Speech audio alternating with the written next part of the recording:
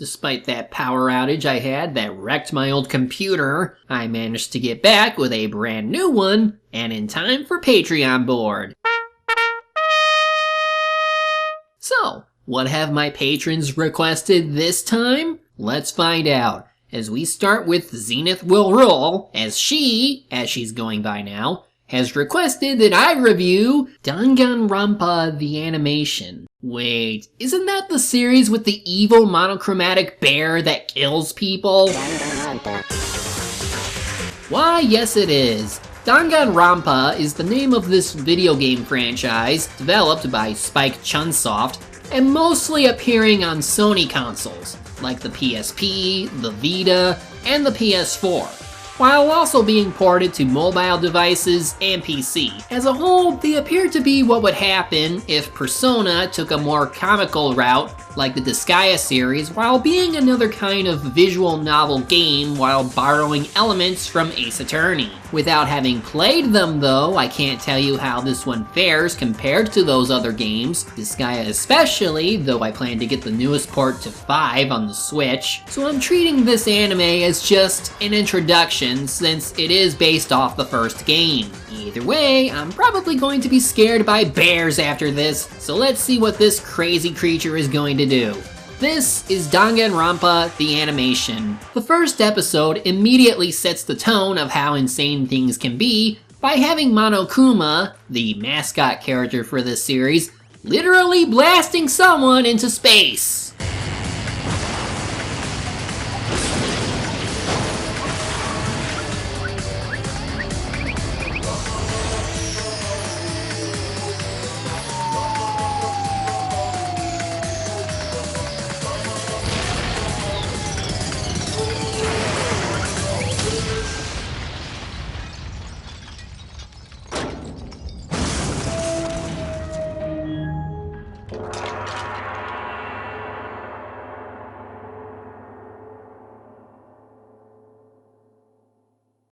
What the hell was that? Anyway, we get introduced to our main character, Makoto Neji, who was selected through a lottery to enroll into Hope's Peak Academy, which from his narration from before, it seems to be your typical elite high school that some anime like to have, as their ultimate lucky student. By that, he finds out the hard way that it was bad luck, because just as he enters the school grounds, he falls unconscious. And what follows is the start of despair. 教室どうしてカメラ鉄板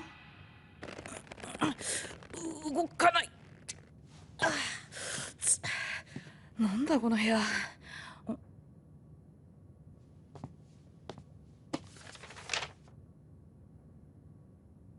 お前ら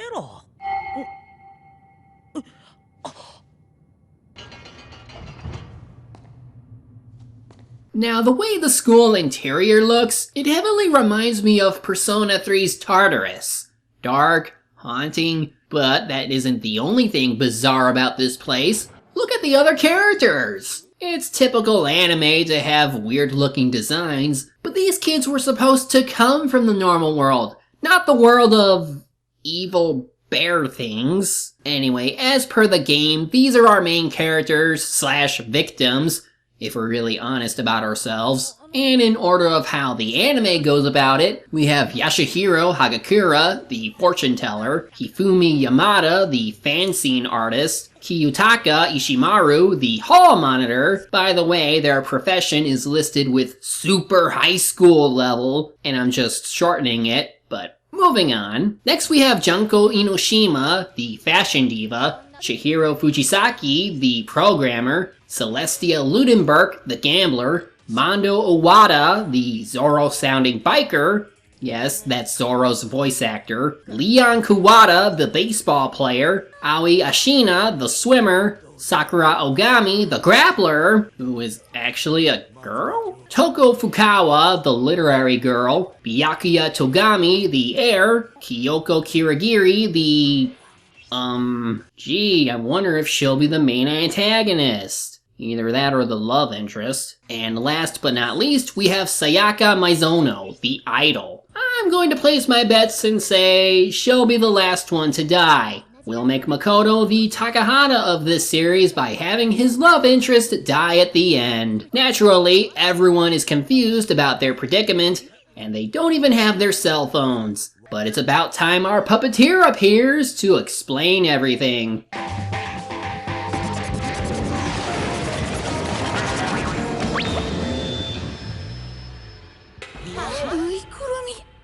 ぬいぐるみじゃないよ、僕はモノクマだよ。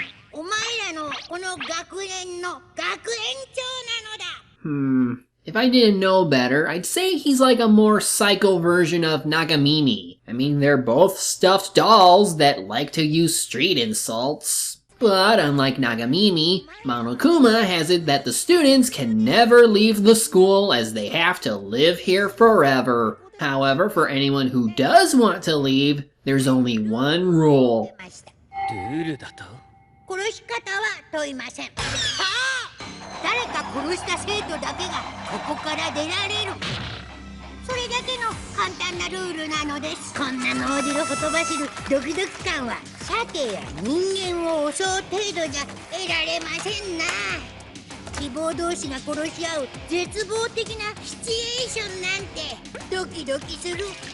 So we have a crazy bear who gets off on seeing bright and hopeful youths killing each other. Man, makes you wonder why this series wasn't called Assassination Classroom and the other Danganronpa. Oh wait, I know why. There's no school lessons to be had. But besides that, why not just beat the crap out of the bear since he's just a small toy? Well, for one thing, he can apparently multiply, as shown when he explodes after Uwata grabbed him, and well, it seems he can apply punishment himself. Either way, this would begin their new school life.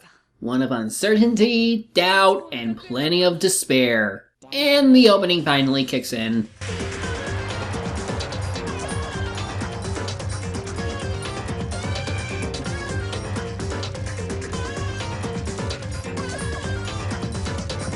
I think this is a good point to talk about certain other aspects like animation and plotline. The animation was done by Lurch, the same studio responsible for Assassination Classroom and even Persona 4 the animation. Just by that first one though, you can definitely tell the range that the studio has in its different styles. From well-detailed character designs to heavy inking that borderlines CG at times. They're a studio who, when given the time and budget needed to work out a short series like this is only 13 episodes, you can see how good the results can be because holy crap, this animation is good! Now, from what I could find, the game features segments where you can interact with the various characters who you work with in the game, and they tend to reveal more about themselves, which more or less is where the bulk of character development comes in. Because of how many characters there are and how many possible scenes there can be in the game, naturally it can't all fit into the length the anime has going for it. Otherwise, they mostly cover the events that play out during investigations, as the characters are still intent on getting out alive without actually needing to kill. Key points, like the rule that they should stay in their dorms during the night hours to prevent worrying about killing each other, as well as the parts leading to the eventual death counter of this series.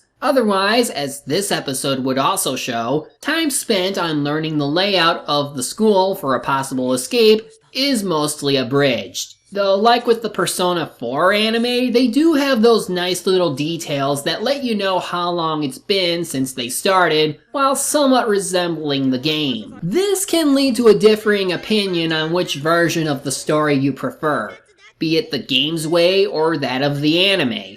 Since the game can have storylines that aren't necessary and can be left out in the anime, but then there's the chance the anime can skip things that might have been important or crucial to character development. Now, I'm just going by what I also saw on the anime's Wikipedia page, but Gaming Trend apparently rated the series rather low due to its length and not giving the characters and events time they deserve. And Assassination Classroom as a whole had a similar problem with some characters not getting enough screen time. However, unlike this series, I actually have read the original source material to Assassination Classroom to know what might have been left out, and I can say that even then, it wasn't enough to deter me from liking the anime. But without playing the first Danganronpa game, I cannot say the same thing. So your overall viewpoint on this series will definitely be different from mine, as I'm just basing this on what is presented to me at this time. Anyway, to at least help get the murders going and make things go a bit faster,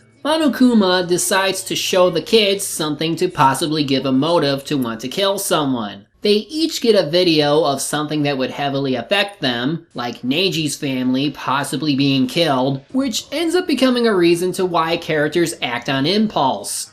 The theme of this series is more or less despair, so how this affects each student is what would be interesting when it comes to learning more about them. Right now, we only have their base personalities and character quirks that also go hand in hand with their designs.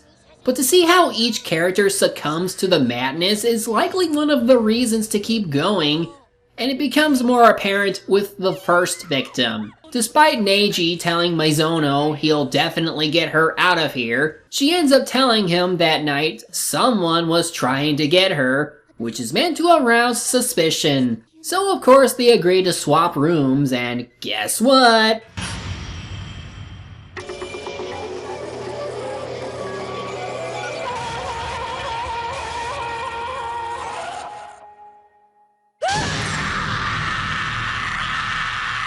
Aw, man! She got pink lemonade all over the wall! But yeah, Neji definitely is the first to feel the Zetsubo, which leads to the first investigation of who among the students killed her.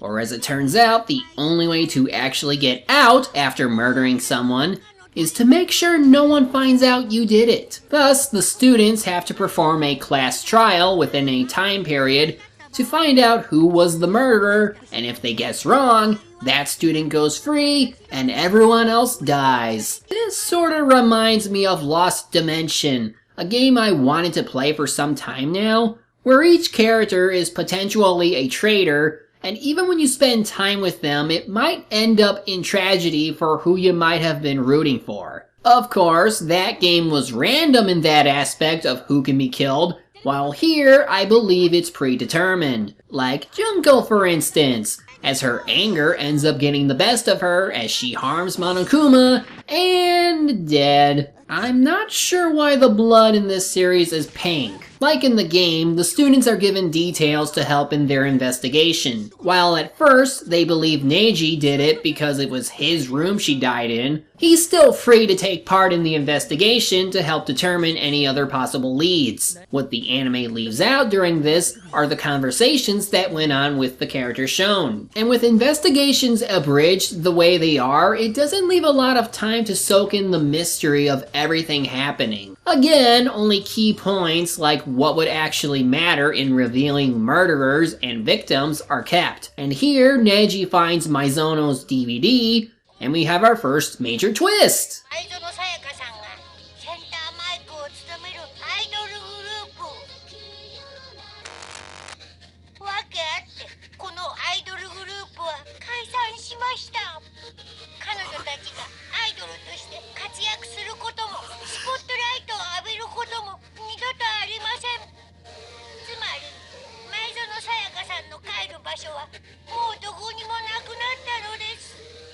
ではここで問題です。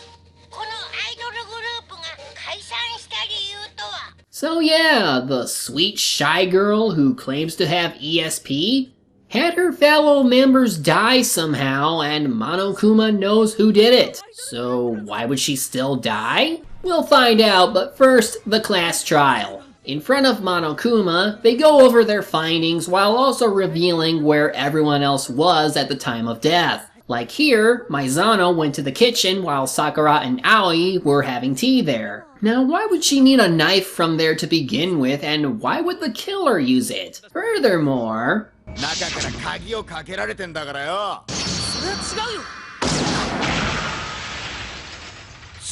You can definitely see the Ace Attorney parallels here. Anyway, it becomes apparent that Mizono intended on framing Neji because she swapped their room plates in order to kill the person she invited to his room. With no other evidence from them though, Neji ends up figuring out that Maizano's dying message was the murderer's name flipped, and who should it be but... これって君の名前だよね、桑田レオン君。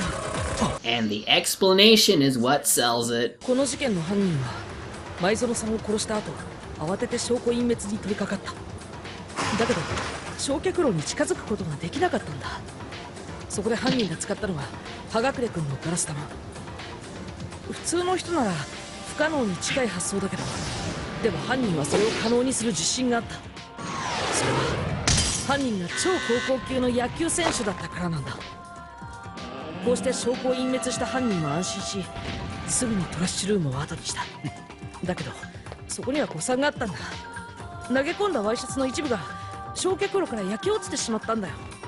そしてそれが決定的な証拠となってしまうことに犯人は気づくことができなかったんだ。そうだよね、桑田レオン君。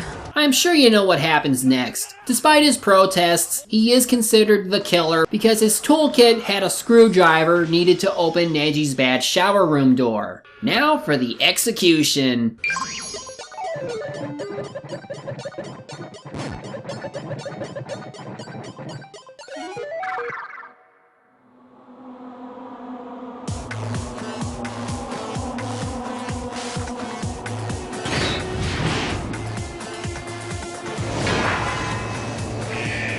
Holy shit, what is happening?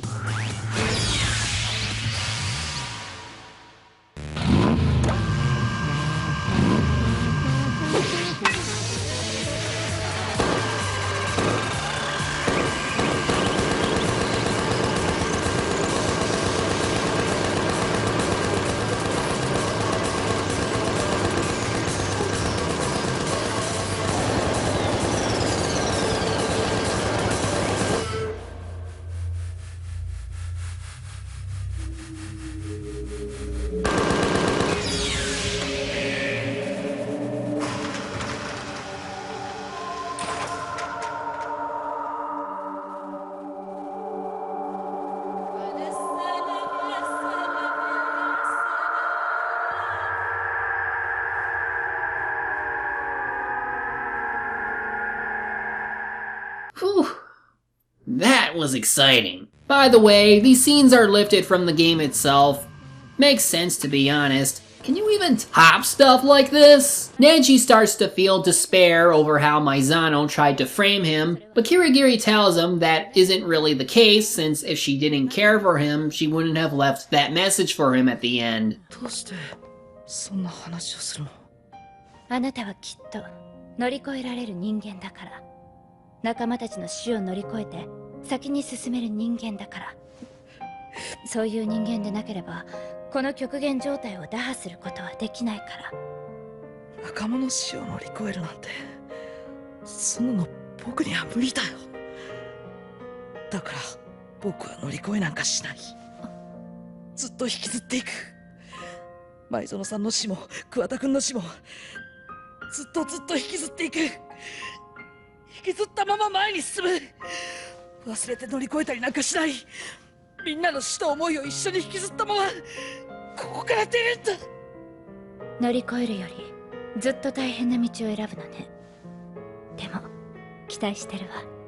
From here on, the students are free to explore another floor of the school, allowing them to look for more ways out, if possible, while looking for the real mastermind behind all of this. They learn more about the school as a whole, like it being shut down, books that pertain to murder, and other things that help explain this world a bit more. And of course, despite not being at the level of detail the game would have, what we do get for character building is still decent enough to have a good understanding of them while still wanting more. If anything, the game would provide a better take in this particular aspect. All the while, Monokuma gives them new motives to try and get them killing again, as some have been, well, bonding. 顔が真っ赤じゃねえか。温泉の猿かてめえは。顔が赤いのは生まれつきだ。行政官我慢してんじゃね僕はまだまだ余裕だよ。鍋焼きうどんでも食べたいくらいだ。そろそろ出なよ。まだまだ。何言ってんだ兄弟。君こそ冗談はよしたまえ兄弟よ。 Which would lead to the next murder, the next investigation, the next trial, and of course, the next execution. The series seems to revel in what Ace Attorney games do by providing scenarios in which a person can be killed, and who could do it, but add a dark comical twist to it by throwing in dark imagery and supernatural beings. While the anime does a good job in capturing the style and emotion of these characters in a way that the game couldn't before, it does take away the time and effort used in the investigations, since they tend to have character development, thus reducing the build-up to where trials get carried out within an episode. As time goes by and more students get killed, we do start to learn more things about what this really is all about, like Toko having a second personality, Chihiro having an alter ego program in his laptop that lets him help even after death, Ogami being forced to working with Monokuma, and at one point we do get a death that had no murderer at all. In fact, the next thing I want to talk about is a major spoiler, so if you don't want to hear it, just skip to here where I sum up my overall thoughts on the anime. So, I'll give you a moment. Okay. So, remember how Junko died shortly after Maizano? Well, prior to it, one of the students made mention that her appearance was different from how the magazines had her. You want to know the twist? She was the twin sister of someone, the real mastermind behind this whole thing.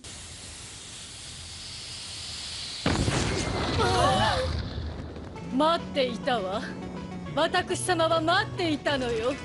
あなたたちのような人間が現れることをね。ああ、よくある設定だよ。だから今さら言うのも恥ずかしいんだけどさ。つまり私とムクロは双子の関係にあるんだ。二人の絶望。 More is revealed behind her motive involving the world going through despair, and that everyone was actually friends at one point before losing their memories beforehand, and it ends up leading to the mother of all speeches. 僕たちは負けない。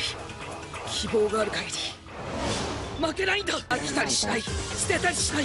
絶望なんかしない。ふざけろ希望。だって前向きなのが知りたいのですか。僕の唯一の取り柄なんだ。大嫌いクマ。何があろうと僕らはここから出る。うざいうざいうざいうざいうざいうざい。ダサいダサいダサいダサいダサいダサい。明日に絶望しろ。道に絶望しろ。思い出に絶望しろ。希望は前へ進むんだ。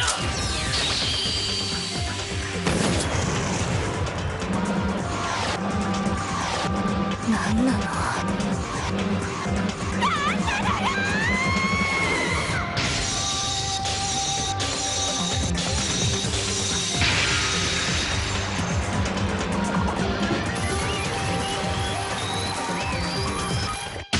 It also leads to a fitting execution, but I'll leave it at that. Really, this anime is quite fascinating as far as murder mystery-based series goes. Taking the approach of other popular game genres and putting their own spin into it, and for the most part it does translate well into anime form. You can definitely tell Lurch did their best to make it just as presentable as the source material, even with the time given. Barring the execution scenes that are ripped from the game, this is a fine example of what Lurch can do. I do admit though, the characters deserved a far lot more screen time than what is given, since we don't have a broad idea on what everyone is like apart from a select few. I guess as an adaptation, it wouldn't fare well to fans who played the games first, and then those who haven't would just have a decent horror anime that relies on visuals to draw people in while providing decent humor. If anything, I'm now tempted to give the game a try and really experience it the way it was intended,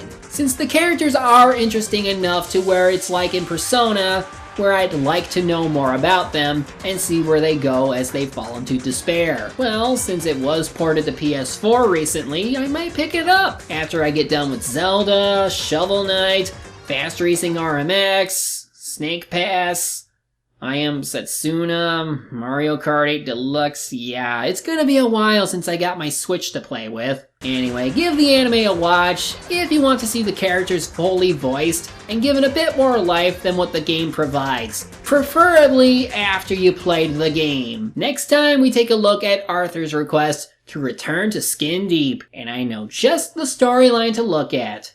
I'll see you then.